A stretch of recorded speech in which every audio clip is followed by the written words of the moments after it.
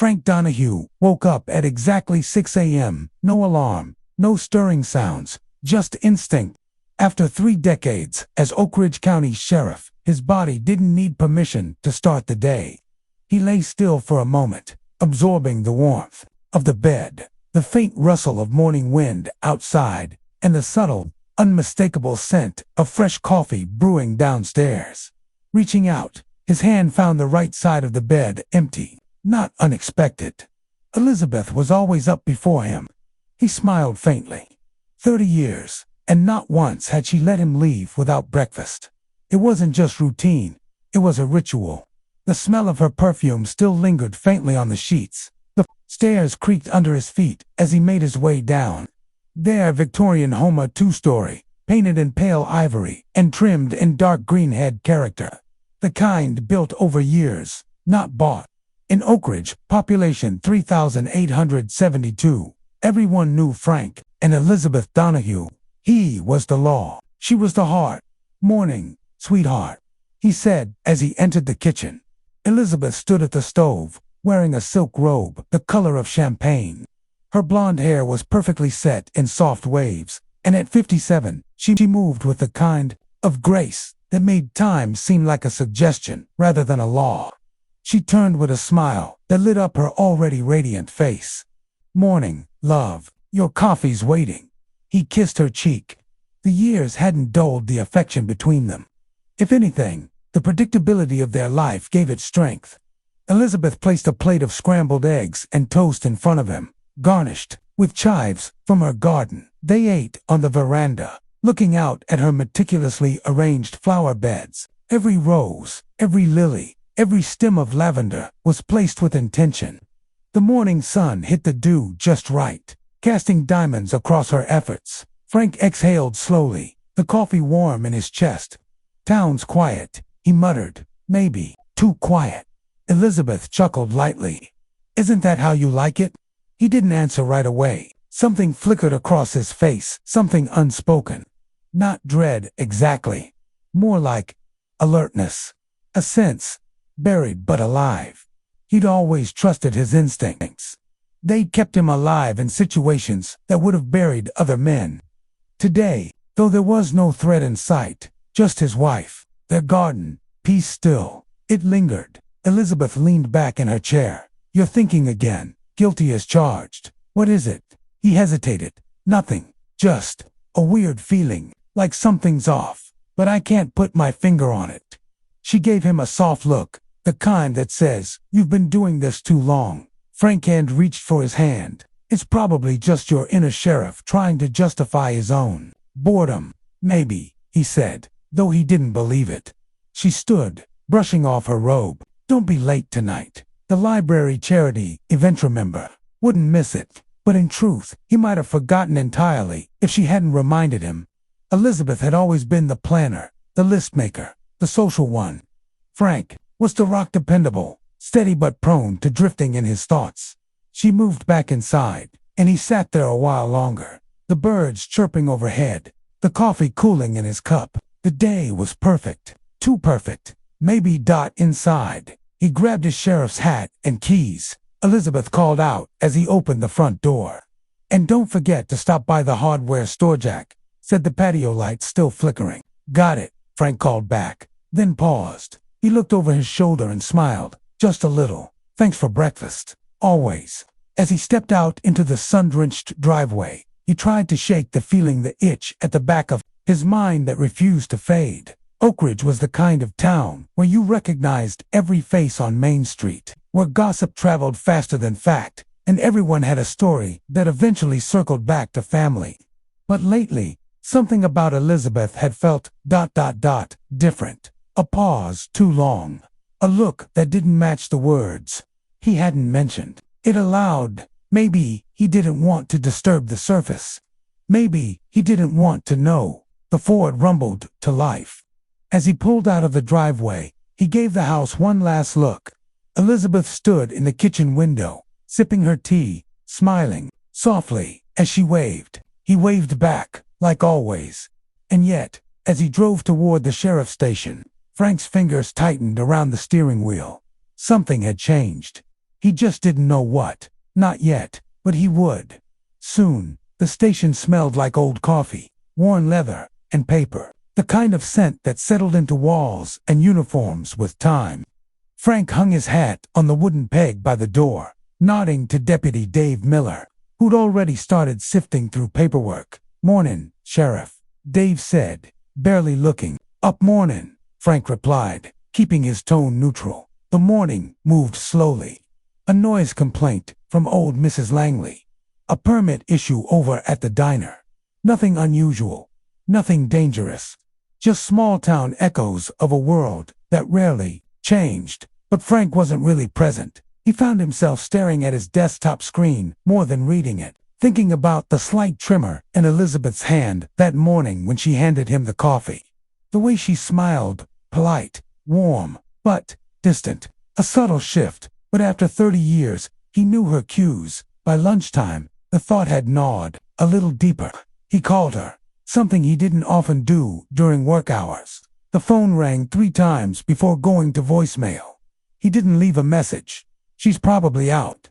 Garden store, maybe. That's what he told himself. Still, when he got home later than expected, the house felt hollow.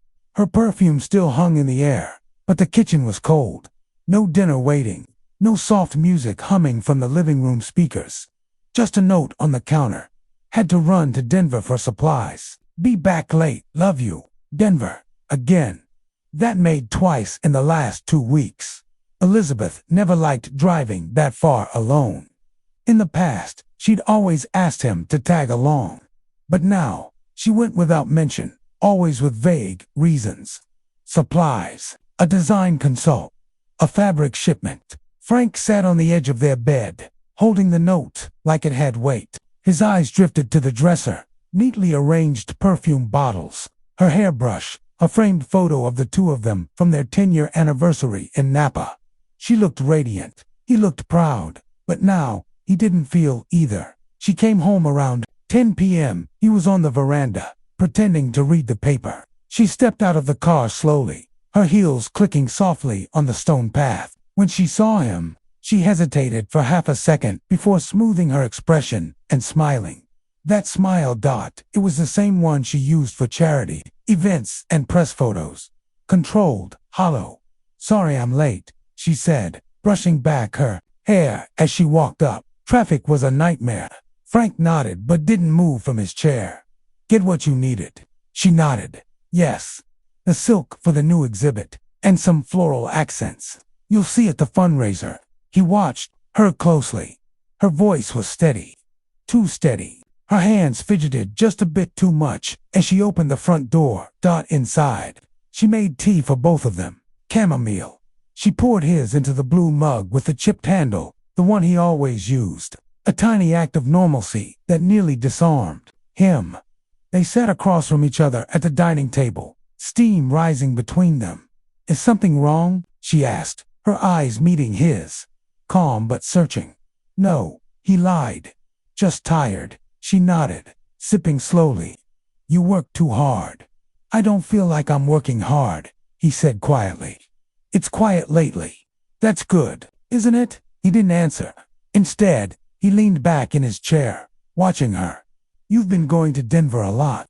Her smile faltered for a heartbeat, then returned. "Just work. Projects. Clients are getting demanding again. Clients you don't want me to meet." The question floated across the table, like an arrow dipped in suspicion. Elizabeth set her cup down gently, her lips parted, but for a moment, no words came. "I didn't think you'd be interested in my client list," she said finally. "Maybe I'm interested in you." Her eyes softened. She reached across the table and touched his hand. "Frank, you know I love you. Always have." He wanted to believe her. God, he did. But something had changed. Something subtle but growing. And the way she was acting, too polished, too careful, it didn't feel like love. It felt like protection or guilt. That night, he lay awake while Elizabeth breathed softly beside him. The moonlight carved thin shadows across the ceiling, and the wind rustled through the trees outside. His mind wouldn't quiet. She was hiding something. He could feel it now, like the tension before a storm. But what? And why now? He turned toward her, watching her sleep. Her face was peaceful, beautiful even, but her shoulders were tense, like she was bracing for something. He didn't close his eyes for the rest of the night. Something was slipping through his fingers, and he wasn't going to let it go, not until he found out the truth. The next morning, Frank arrived at the station, earlier than usual. He didn't want to linger at home, didn't want to sit across from Elizabeth over coffee and pretend nothing was off. Her note, her smile, the trip to Denver, it all gnawed at him like termites behind a painted wall. Dave was already at his desk, balancing a mug in one hand and a stapled report in the other. Early start, Dave asked, raising an eyebrow. Couldn't sleep, Frank replied flatly. He tried to focus, diving into routine tasks, but his mind wandered. Every sound, the ring of the phone, the hum of the vending machine, felt distant. He picked up the precinct's call logs, flipped through reports, anything to distract himself. But his gut refused to quiet. Around mid-morning, the station phone rang. Frank answered absently. Oakridge Sheriff's Department. There was a pause. Then a male voice, calm, low, uncertain. Is Elizabeth there? Frank blinked. Excuse me, Elizabeth Donahue, this is, Robert. Is she available? Frank's hand tightened on the receiver. This is her husband, who's calling again. The man hesitated. Just tell her I called. She know. Then the line went dead. Frank stood frozen, the receiver still pressed to his ear, the dial tone buzzing faintly. Robert, the name echoed like a dropped stone in his mind. He replaced the phone gently, his jaw tightening. He'd only heard that name once, years ago. They were sitting by the fireplace, sipping wine on their anniversary. And he'd asked her about her childhood. I grew up in an orphanage, she'd said. Only had one brother, Robert. We lost touch years ago. That was it. No photo, no follow-up. And never again had she mentioned him, not once. But now this Robert was calling, asking for her. Frank left the station early that day, claiming fatigue. His deputy didn't question it. Frank often kept things close to the vest. At home, Elizabeth was in the garden, clipping deadheads off her roses. She didn't hear him at first. She looked calm, her silk blouse fluttering in the light breeze, her posture elegant and precise as always. Robert called today, Frank said, voice even. She turned slowly, clippers still in hand. For a moment, her face was blank, then too quickly, it changed. A pleasant smile, casual surprise. Robert, your brother. She blinked. Oh, that's strange. That's all you have to say. She set the clippers down on the stone bench and wiped her hands on a towel. I haven't heard from him in decades. He must have found my number through the charity. Frank folded his arms. You said you'd lost touch. He asked for you by name. I'm sure it was a surprise for him too, she said calmly, walking past him toward the house. I'll call him back later. He watched her go. Something about the way she moved, the way her voice stayed, just the right amount of neutral set alarms off in his head. That night, he waited until she was asleep before stepping into the study. He opened the drawer of her desk, quietly, methodically, like he was back at a crime scene. Old receipts, fabric samples, a notebook with sketches for floral arrangements, then tucked between pages an envelope. Return, address, Denver General Medical Center, 2, Elizabeth Donahue. Frank's throat tightened. He didn't open it. Not yet. The next day he drove to work, but didn't stay. He told Dave he was heading to City Hall, but instead, he got on the interstate toward Denver. He didn't have a plan, just a name, a hospital, and a knot in his gut. At the front desk of the medical center, he approached the receptionist. His badge wasn't visible, but his posture said authority. I'm looking for a patient. Robert Clark. I believe he was admitted recently. The woman checked her screen, then nodded. Room 512, 5th floor, transplant unit. Transplant. Frank took the stairs. Each level up felt like a climb into darker territory. When he reached the room, he paused just outside the door. Inside sat a man mid-50s, pale but composed, flipping through a magazine. His hair was a faded blonde, his frame thin. He looked up as Frank entered. "Can I help you?" Frank closed the door behind him. "You're Robert Clark." "I am. I'm Frank Donahue." The man froze. "Elizabeth's husband." Frank nodded. There was a long silence. Robert exhaled slowly. "So, I guess she didn't tell you." "No," Frank said. "She didn't tell me anything." Robert nodded again, more to himself than anyone else. "It's complicated." Frank's jaw tensed. "Start uncomplicated. Doing here? And why is my wife involved?" Robert looked at him, eyes soft, almost apologetic. "Because she's the only one who can save me." Frank narrowed his eyes. "Save you from what?" Robert hesitated, then said, "My kidneys are failing. I need a transplant. And Elizabeth, she's the perfect match." A silence settled between them. Dense, heavy dot. Frank stepped back, breath caught in his throat. Perfect match. The words pulsed in his mind like warning sirens. Something was unraveling, and it was only beginning. Frank drove home from Denver with both hands locked on the wheel and his eyes locked on the road. But his mind was running miles ahead. The phrase wouldn't stop, repeating itself. Perfect match. He had sat across from a man who claimed to be Elizabeth's brother, Robert Clark, who said she was donating her kidney. But nothing about it made sense. Why hadn't she told him?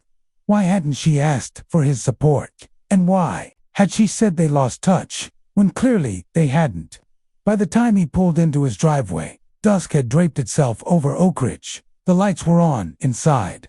The house looked exactly the same as it had that morning, pristine, peaceful, familiar. But Frank no longer trusted what he saw. Elizabeth was in the kitchen, humming softly as she diced something for dinner. When he entered, she looked up and smiled like everything was fine, like her world wasn't spinning around secrets. "You're home early," she said. "Yeah, things were quiet at the station." He set his keys down and watched her hands, steady, controlled. To steady. "Everything okay?" she asked without looking at him. "Had a strange call yesterday." He kept his voice neutral. "Oh." She turned to face him, wiping her hands on a towel. "Robert." She froze, just slightly. A flicker in her eyes, a pause in her breath, barely noticeable. But after 3 decades of marriage, Frank noticed everything. "What did he say?" she asked, too casually. "He said you'd know." She didn't answer. "I went to see him," Frank added. "Today." Now her eyes widened. "He's in Denver General," Frank said, voice tightening. "Transplant unit. Told me he's dying." Elizabeth looked down. For a moment, her shoulders sagged, and the mask slipped. Then she straightened and spoke. "He's sick, Frank. He didn't want to tell me, but he called a few weeks ago. Said the dialysis wasn't working anymore. That he might not make it. And you're a match?" Frank asked, stepping closer. Just like that. She flinched, ever so slightly. "We're twins. Fraternal twins don't make perfect matches. That's rare." She avoided his gaze. "Maybe it's just luck." Frank stared at her. She wasn't lying, not exactly, but she was hiding something. "Why didn't you tell me?" he asked. "I didn't want to worry you." "Worry me?" His voice rose, more than he intended. "You were planning to undergo major surgery for someone you told me you hadn't spoken to in decades." Elizabeth took a breath. "I just needed time to figure it out myself, to make peace with it." Frank looked at her, his jaw clenched. "You already made peace. You scheduled it. Behind my back. I was going to tell you this week." When on the way to the hospital, they stood in silence, the clink of the kitchen clock ticking off seconds neither of them could retrieve. She finally said, softly, "He's my brother, Frank. I couldn't let him die." Frank turned away. His mind had gone past a lie, past a transplant. Now, it was chewing on something deeper, something more disturbing. Robert had called them identical twins, and that wasn't possible. Not one male and one female. The clinical rattled inside his head. Something was wrong. That night, while Elizabeth showered, Frank sat at the study desk and opened her laptop. He didn't feel guilty. He felt compelled. She hadn't cleared the browser history. He scrolled through the list. Most of it was expected floral suppliers, design blogs, event pages for the library fundraiser. Then his eye caught it. kidney transplant between twins. Success rate, male to female transition donor risks. How to tell your spouse the truth gender history. He stared at the screen, unmoving. The weight of it settled slowly, like ash from a fire. Male-to-female. Frank leaned back, the silence roaring in his ears. His wife was born male. He couldn't speak, couldn't think in straight lines. 30 years, and now this. When she stepped into the study minutes later, towel around her hair, face soft and glowing, he didn't turn to face her. Frank. He closed the laptop gently, then turned. She looked at him, and in her eyes, he saw the truth. Not confession, not apology. Recognition. She knew what he had found. I was going to tell you, she said quietly. His voice came out a whisper. I don't know. I've wanted to, for years. His hands trembled slightly. So it's true. She nodded once, eyes never leaving his. I was born Edward Clark, she said softly. I transitioned before I met you. I changed my name, left everything behind. You were my new beginning. Frank stood up. The room felt too small, the air too thick. And you never thought I had the right to know? He asked, his voice hardening. I was afraid, she whispered. Afraid I'd lose you. The clock ticked louder now. The silence after her words felt like a canyon. I need air, he said, stepping past her. Elizabeth didn't follow. Outside, the wind had picked up, rustling through the roses. He walked into the dark, like a man chasing clarity, but it wasn't coming. Not tonight. Frank stood alone in the backyard, staring up at the black sky. Clouds hung heavy above the garden Elizabeth had so lovingly tended. Those same flower beds that once meant peace to him now looked like a curated lie. She had lived beside him, slept in his arms, whispered promises in his ear for 30 years, and all along she had kept this from him. Not just a detail, not a forgotten truth, everything. He heard the back door creak behind him. Elizabeth stepped onto the porch, now changed into her nightgown, her bare feet silent on the wooden planks. Frank, she said, her voice barely more than breath. He didn't turn. I'm still me. No, he said coldly. You're not. There was a silence so thick, even the wind paused.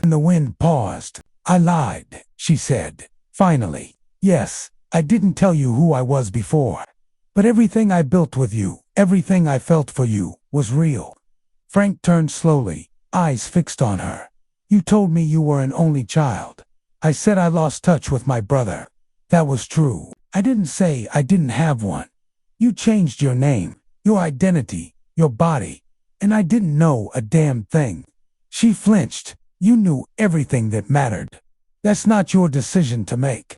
I was afraid you'd leave, that you'd stop loving me. Frank's voice cracked, not with emotion, but disbelief. You didn't even give me the chance. She came down the steps, one at a time. I loved you before I ever believed I could be loved by anyone. You were the first man who looked at me like I was exactly who I said I was. He shook his head, eyes wet with rage and confusion. I don't know what's worse, that you lied about who you were, or that you were okay watching me build a life on a lie. Elizabeth stopped a few feet from him, her hands clasped. It wasn't a lie. It was a choice. A choice I made to live, to be free, to find love. He looked at her with hollow eyes. You let me believe we were the perfect couple. And all this time, I didn't even know who I was holding every night. She stepped forward. You were holding your wife. You were holding Elizabeth. Frank took a step back. She stopped. He didn't speak, not right away. His thoughts were scrambled, memories clashing like broken glass. Every soft moment now felt, sharpened, every anniversary, every kiss, now colored with betrayal. Why now? He asked. Why tell me now, after all these years? Because Robert's dying, she whispered. And he's the only one who knows everything. If I died on that operating table, I didn't want you to hear it from him. Frank blinked. So this isn't honesty. This is damage control. Elizabeth looked down. He exhaled hard, stepping away, hands gripping his head. The pressure behind his eyes burned. I can't even look at you right now." "Frank, no," he snapped, turning. "You had 3 decades to tell me. 3. You chose not to. That wasn't fear. That was control." She didn't deny it. He walked past her, into the house, and into their bedroom.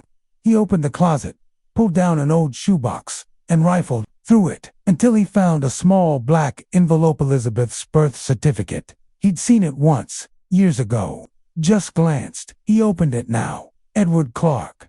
There it was, in faded typewriter ink. The truth had been sitting above his head all along. He stared at the name until it blurred. Outside, he could hear her sobbing quietly. And it didn't move him. Not tonight. The next morning. Frank sat alone at the kitchen table, the untouched mug of coffee slowly cooling in his hands. The silence in the house felt heavier than it had in years. Elizabeth had slept in the guest room. Or maybe she hadn't slept at all. He hadn't checked. He didn't care. He couldn't. The truth had landed on him like concrete. Not just the shock of who Elizabeth had been, but the fact that she had let him build their life brick by brick, never telling him that the foundation was someone else's name. He looked across the room at her laptop, sitting closed on the side counter, sleek, familiar, safe-looking, just like her. He hesitated, then got up, moved across the floor, and flipped it open. No password. She had never used one. She never needed to. That was the kind of trust they used to have. He opened the browser. The history tab sat right there. Waiting. Frank clicked. And read. Living as a stealth trans woman in marriage. Can transgender women be organ donors to biological family? What happens if my husband finds out I'm transgender? Each link hit like a blow to the chest. He scrolled further. Psychological impact of gender identity disclosure in long-term relationships is hiding your gender history, lying. How to prepare a spouse for gender truth. Frank leaned back in the chair. Numb. She had known. She had feared this moment for years. She had researched it, braced for it, played it out in her head over and over. And still, she never told him. Not until her brother's life was on the line and secrecy wasn't an option anymore. This wasn't a mistake. It was a long, carefully managed omission. He closed the laptop slowly and sat in the quiet. The truth wasn't just about who Elizabeth had been. It was about who Frank had been to her. The man who might not have loved her if he knew. The man she didn't trust with the real version of herself. That realization cut deeper than anything else. He stood, walked to the living room, and opened the cabinet where they kept a small fireproof lockbox. Inside were old letters, insurance, papers, and their marriage certificate. He pulled it out. He stared at it. Elizabeth Marie Donahue, written in elegant cursive, signed in front of a judge and 2 witnesses. And yet, not the name on her birth certificate. Had it ever been legal? Was their marriage even real? He laughed bitterly under his breath. The front door opened softly behind him. Elizabeth stood there, her eyes puffy, holding a paper bag and a small bouquet of white lilies. Her hands trembled slightly as she set them on the counter. "I thought you might want breakfast," she said. He didn't respond. She stood there, silent, eyes watching him like someone trying to read a storm. "I saw you looking through my laptop. I had too," he said without turning around. "You weren't going to tell me anything else. I didn't think you'd believe me." "That's not the point," he snapped, facing her now. "You decided for me. You chose what parts of yourself I got to love." Elizabeth's lips parted, but she said nothing. Frank stepped forward, his voice low. "I've been married to you for 30 years. I knew your laugh, your breath, your heartbeat, and now I don't know if I ever knew you at all." "You did," she said, tears brimming. "You knew me. The woman I became. The woman I've been, every single day with you." He shook his head, the pain twisting tighter inside. "But not the woman you were before me." A long silence passed between them. Then he asked, "Why didn't you tell me years ago, when we got married?" Elizabeth inhaled shakily. "Because I didn't want to be seen as anything other than who I am, not what I used to be. I thought, if I told you, it would change everything." She was right, it had. Frank looked at her, hurriedly looked at her. She was the same person, physically. But something inside him had shifted. Something had cracked, and it hadn't stopped cracking. "You should go to Denver," he said finally. "What? For the transplant? For Robert? That's who you're protecting. Not me." Elizabeth's mouth quivered. "You don't mean that." "I do." He turned away before she could answer. He couldn't look at her without remembering the man he'd shaken hands with in that hospital room, the name on the birth certificate, the word Edward echoing like a ghost in the corners of their shared life. She stepped toward the door slowly, as if waiting for him to stop her. He didn't. When the door closed behind her, Frank walked to the window and watched her drive away. The white lilies sat untouched on the counter. Their petals trembled in the breeze from the ceiling fan. And then still Dodd-Frank didn't sleep the night Elizabeth left. The silence of the house was unbearable, too big, too empty, too still. Every creak in the floorboards sounded louder, and every room he walked into carried the scent of her and linen, clean and sweet. It lingered in the spaces where her presence used to live. He moved through their home like a stranger. The bed untouched, the bath towel still damp on the rack, the half-empty glass of wine on her nightstand. He picked up her mug and held it without reason, without purpose, just to feel something solid, something real. But nothing felt real anymore. In the morning, Frank sat in his truck in the driveway long after the sun had risen. He didn't go to work. He didn't check in with Dave. He didn't even turn the ignition for a long while. The only sound was the soft tap of a tree branch brushing against the windshield, an accidental rhythm that felt too steady compared to his thoughts. He pulled out his phone. No missed calls, no messages. It had been almost 24 hours since Elizabeth left for Denver. No word. He should have heard from her by now. He called, straight to voicemail again. No answer. The third time, he left a message. Just 3 words. "Please call me." By noon, the silence became unbearable. Something inside him snapped, not anger, not fear, but a raw unease that scraped at his insides. He changed into plain clothes and clipped his badge to his belt out of habit. But this wasn't a sheriff's trip. This was something else. The drive to Denver passed in a blur of gray highway and static thoughts. When he pulled into the hospital parking lot, his stomach turned. He didn't know what he was expecting. An apology, a breakdown, closure. He found neither. Inside the front lobby, he approached the receptionist, speaking with the weariness of a man whose world had tilted and hadn't stopped spinning. "I'm looking for a donor patient. Elizabeth Donahue. She should be listed under nephrology or transplant." The receptionist typed, squinted, and frowned. "I'm sorry. There's no patient by that name currently admitted." Frank's brows drew together. "Can you check again? She would have arrived yesterday. She was here for a kidney donation." The woman hesitated, rechecked. Still nothing. Dodd-Frank leaned in. "What about a recipient? Robert Clark?" She typed again, nodded. "Yes, Robert Clark is on our transplant floor. Room 512. So she had gone through with it. Or was about to. He took the elevator to the 5th floor. The walk down the sterile hallway felt too slow, too long. Every footstep echoed. Every door passed felt like a warning. He knocked on room 512. "Come in." A voice called Dot. Frank stepped inside. Robert was in bed, pale, dressed in a hospital gown.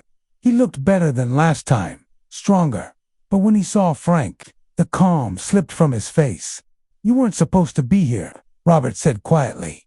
"She hasn't called me," Frank replied, his voice tight. "Is she all right?" Robert looked down. "She's in pre-op surgeries this afternoon. She didn't want to talk to you yet." Frank took a step closer. "She left me a day ago and went silent. I deserve to know what's happening." "She was scared." "I know," Frank said bitterly. "That seems to be a pattern." Robert sighed. "You don't understand." "No," Frank snapped. "I don't, and I'm not sure I ever will." He paced the room like a caged animal. "You called her your identical twin. That's not biologically possible between a man and a woman." Robert hesitated, then looked up. His eyes were weary, resigned. "You're right," he said. "It's not." Frank stopped.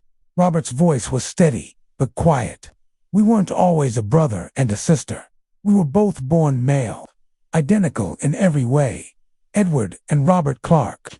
The floor dropped beneath Frank's feet. He stared at Robert, unable to move, unable to breathe. She didn't lie to hurt you, Robert said softly. She lied to survive. Frank's chest burned. She let me marry her, sleep beside her, build a life with her 30 years, and I didn't know. She was always a woman inside, Robert said. Always. That was never a lie. Frank shook his head. She should have told me. She knew it would destroy everything. And maybe she was right. There was a knock at the door. A nurse entered briskly. Mr. Clark, prep begins in 15. We'll take you shortly. Robert nodded. The nurse looked at Frank. You'll have to leave soon.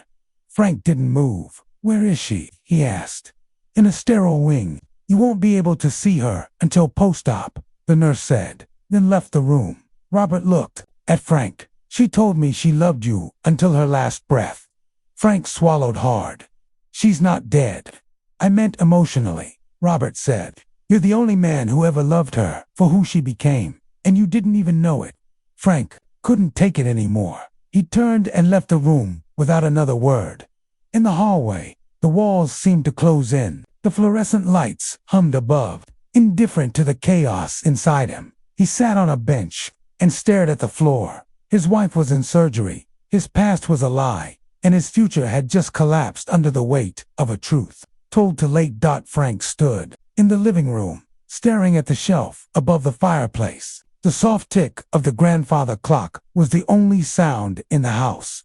The gun rested inside a walnut box, its handle barely visible beneath a folded cleaning cloth. It wasn't loaded. Not yet. It usually wasn't.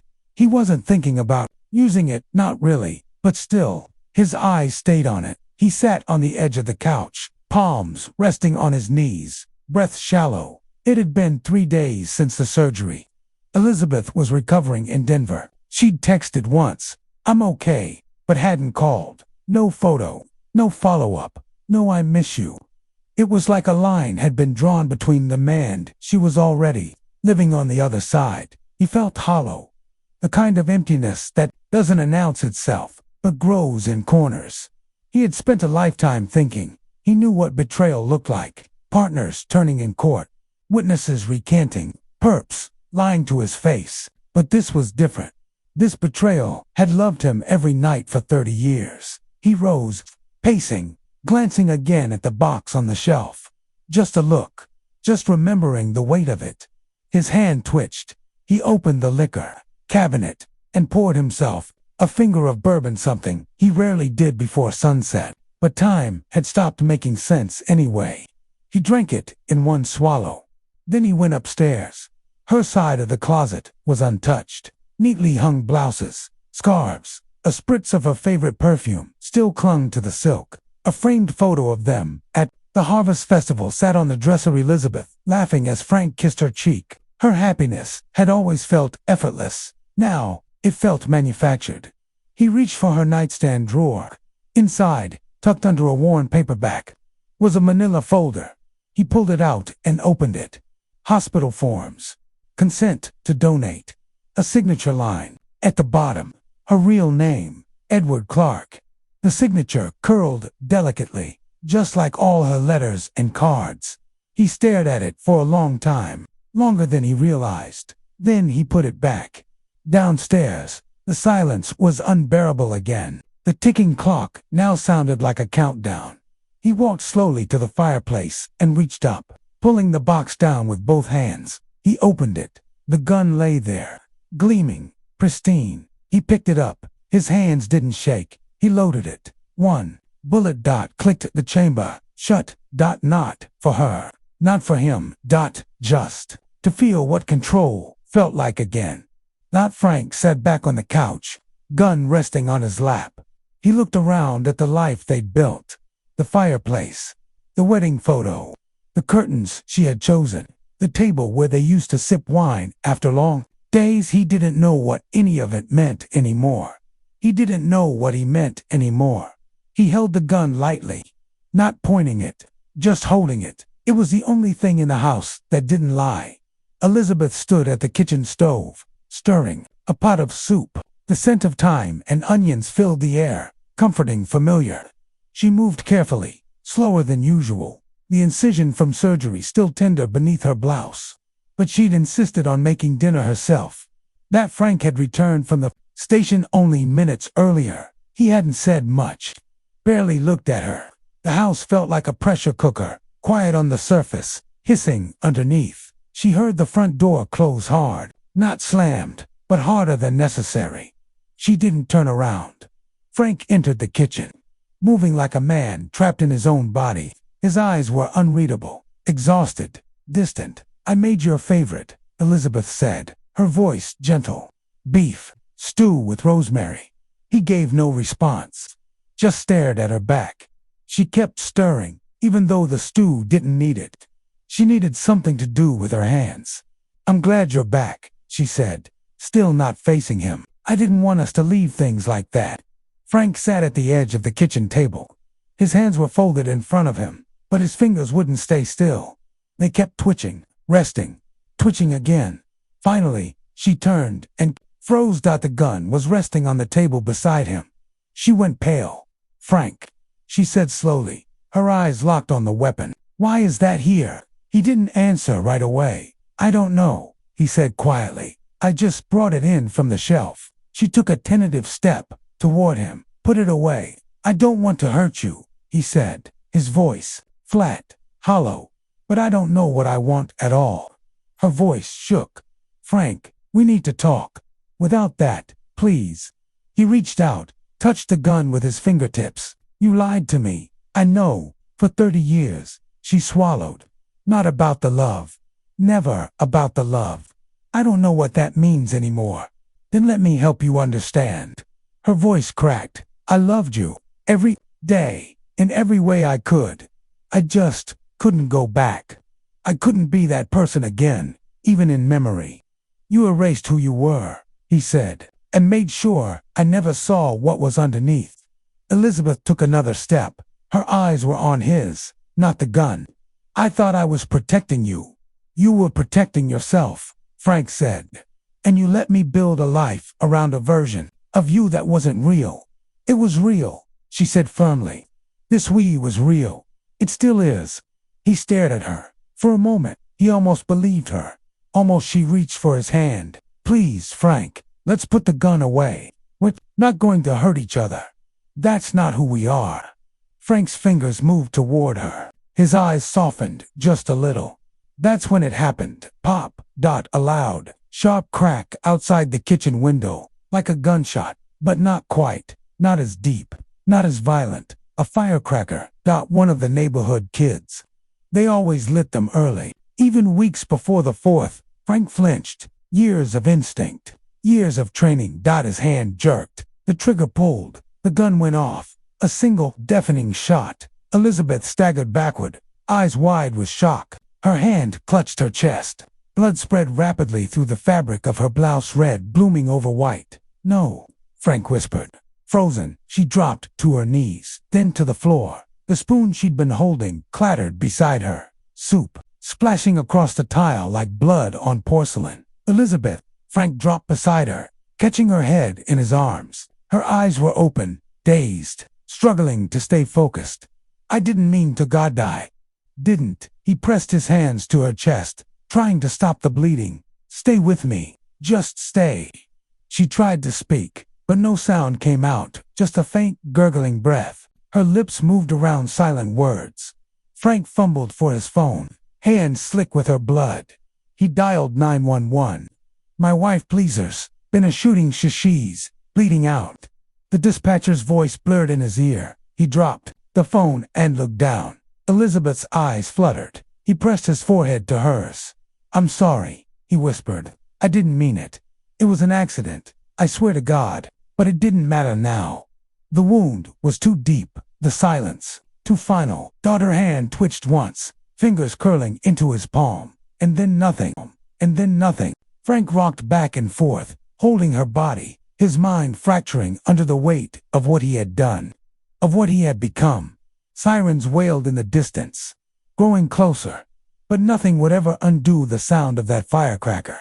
Nothing would ever erase the moment the trigger moved beneath his finger. And nothing would ever bring her back. Frank didn't resist when the officers arrived. He was still kneeling on the blood-soaked floor, cradling Elizabeth's body in his arms, when Deputy Dave Miller burst through the front door, weapon drawn, confusion and horror etched across his face. "Frank," Dave's voice cracked. Frank looked up, his hands sticky with blood, his eyes hollow. "She's gone." Paramedics rushed in behind Dave. They pulled Frank back, checked for a pulse, started compressions, but it was too late. Elizabeth's body had already gone cold. Frank didn't speak as they cuffed him. He didn't flinch, didn't argue. He walked out of his house without shoes, in the same clothes he'd been wearing for 2 days, his gun now sealed in an evidence bag. The neighbors watched from behind curtains. Oakridge didn't have secrets anymore. Not after this. At the station, Frank sat in the small, windowless interrogation room, just 4 gray walls, a metal table, and a folding chair that groaned under his weight. He stared at his own reflection in the observation glass across from him. He didn't recognize the man looking back. Blood on his shirt, hair disheveled, eyes sunken like a cratered moon. Dave walked in, shut the door softly behind him, and sat down. He placed a file on the table, but didn't open it. "You want to tell me what happened?" he asked gently. Frank looked down at his hands. "It was an accident. You were holding a loaded weapon." "I didn't plan to use it," Frank said, voice low. "I just needed to feel something." Dave said nothing. Just let the silence settle. Frank finally spoke again. "She told me the truth a week ago." "What truth?" Frank looked up, eyes brimming but empty. "She was born a man." Dave blinked, stunned. "Wait, what?" "She transitioned before we met, changed her name, her whole life." "I didn't know." "Not for 30 years. Dave leaned back slowly, as if the air had been knocked out of him. "Jesus, Frank, I lost it." Frank admitted. "I didn't want to. I wasn't going to hurt her. I swear to God." Dave's voice lowered. "Then why'd you draw your gun?" Frank stared at the floor. "Habit. Instinct. I felt powerless. And then the firecracker outside the window went off and I pulled the trigger." Silence. Dave finally said, "Do you want to call a lawyer?" "No," Frank whispered. "I don't deserve one." The door opened again. Detective Lawrence Ford from the county's homicide unit stepped in, clipboard in hand. She looked at Frank like a surgeon might look at a dying man on a table, not with judgment, but with sharp-eyed purpose. "I'll be leading the investigation," she said. "You're aware your Miranda rights have been read?" Frank nodded. "Do you admit to shooting your wife?" "I do." "Did she threaten you? Attack you?" "No. She was just trying to explain." "I wasn't listening." Detective Ford jotted something down. "Do you believe this was an act of self-defense?" Frank shook his head. "It was a mistake, but not one I can take back." She closed the file. "You'll be held without bail. The prosecutor's likely to consider a manslaughter charge. Maybe more." Frank didn't react. Dave watched his friend quietly, the weight of the moment too heavy for words. After the detective left, Dave leaned in. "Frank, why didn't you just walk away?" Frank looked up slowly. "Because I didn't know who I was without her." Dave's jaw clenched. "She loved you, even after everything. She told me once said you were the only man who ever made her feel safe." Frank swallowed hard. "Do you still love her?" Dave asked. Frank closed his eyes. "Yes," then quietly added, "and that's the part that's going to kill me." A short while later, they walked him to his cell unit B. Cell for Dot. The door slammed shut behind him. Concrete walls, thin mattress, a single metal toilet in the corner. His world now measured 8 feet by 10. Outside, the headlines began to circulate. Sheriff shoots wife in domestic tragedy. Wife's gender identity sparks debate in shocking murder case.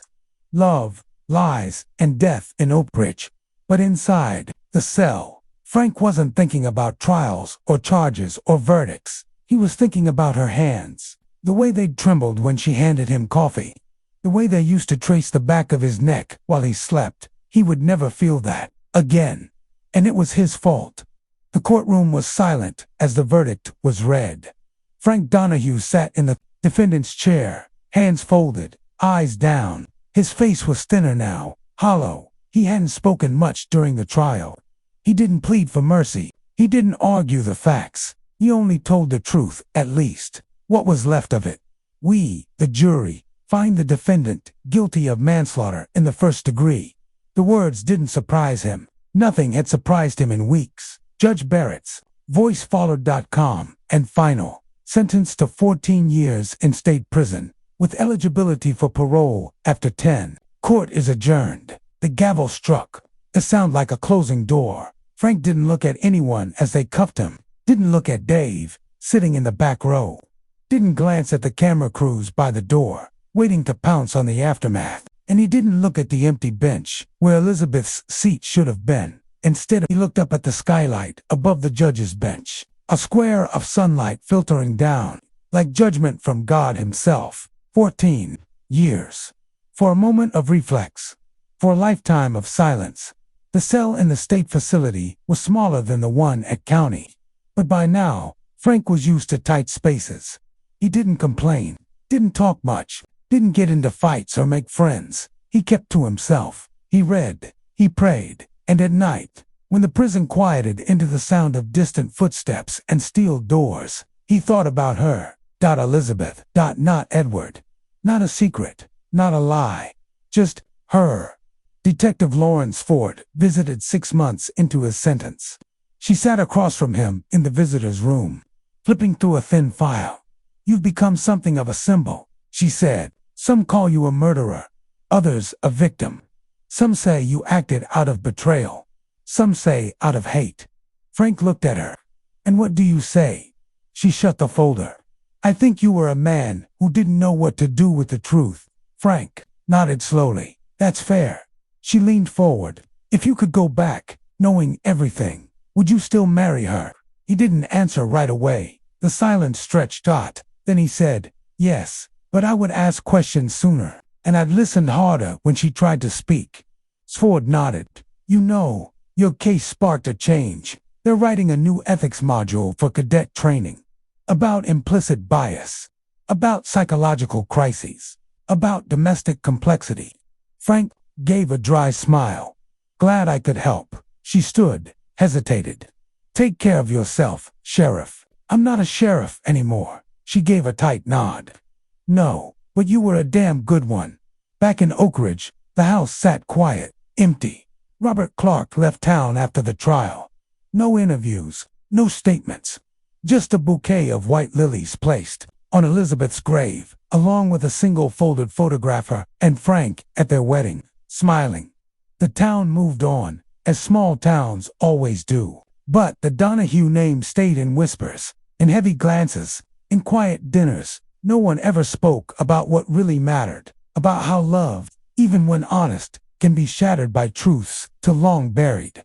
10 years later, Frank sat in the prison yard, under a gray sky, fingers wrapped around a paper cup of coffee. His hair had turned silver, his back a little more bent. He received word that he'd be granted parole. He nodded when they told him, no smile, no relief. He didn't know what freedom meant anymore. But he knew this. He had loved her. He had failed her. And he would carry the weight of both until his last breath.